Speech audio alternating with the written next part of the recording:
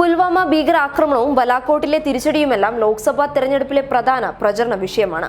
BJP മാത്രം രാജ്യസ്നേഹികളും മറ്റുള്ളവരെയെല്ലാം രാജ്യദ്രോഹികളാക്കുന്ന തരത്തിലാണ് social മീഡിയയിൽ പ്രചരണം നടക്കുന്നത്. ഇത്തരത്തിലുള്ള വ്യാജ പ്രചരണങ്ങളെ നേരത്തെയും സോഷ്യൽ മീഡിയ കൈയോടെ പിടികൂടിയിട്ടുണ്ട്. ഏറ്റവും ഒടുവിലായി രാഹുൽ ഗാന്ധിയും മമതാ ബാനർജിയും പാകിസ്ഥാൻ പ്രധാനമന്ത്രി ഇമ്രാൻഖാനെ കാണാൻ കാത്തിരിക്കുന്നതായുള്ള ഒരു ചിത്രമാണ് വ്യാപകമായി പ്രചരിക്കുന്നത്.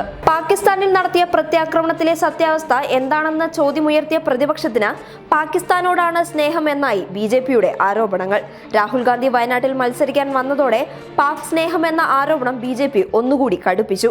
അവസാനമായി മമതാ ബാനർജിക്കൊപ്പം രാഹുൽ ഗാന്ധി പാക് പ്രധാനമന്ത്രിയെ കാത്തിരിക്കുന്നു എന്ന പേരിൽ പ്രചരിക്കുകയാണ് ഒരു ചിത്രം. ചിത്രത്തിൽ ഇമ്രാൻഖാനും പാക് സൈനിക മേധാവി ജാവേദ് ബജേയും ഇരുന്ന് സംസാരിക്കുന്നതുമുണ്ട്. രാഹുലിനെയും മമതയും കൂടാതെ നവജോത് സിംഗ് സിദ്ധുവിനെയും ശത്രുഘ്നൻ സിൻഹയെയും കാണാം.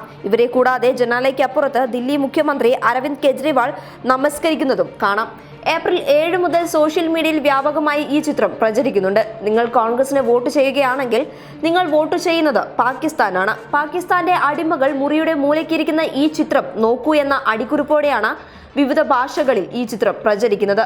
എന്നാൽ ഇതിന്റെ യഥാർത്ഥ ചിത്രം ഏപ്രിലിൽ പാകിസ്ഥാന്റെ ഔദ്യോഗിക ട്വിറ്ററിൽ പോസ്റ്റ് ചെയ്യപ്പെട്ടതാണ്. യഥാർത്ഥ ചിത്രത്തിൽ ഇമ്രാൻഖാനും പാക് സൈനിക മേധാവി ജാവേദ് ബജേയും മാത്രമാണ് ഉള്ളത്.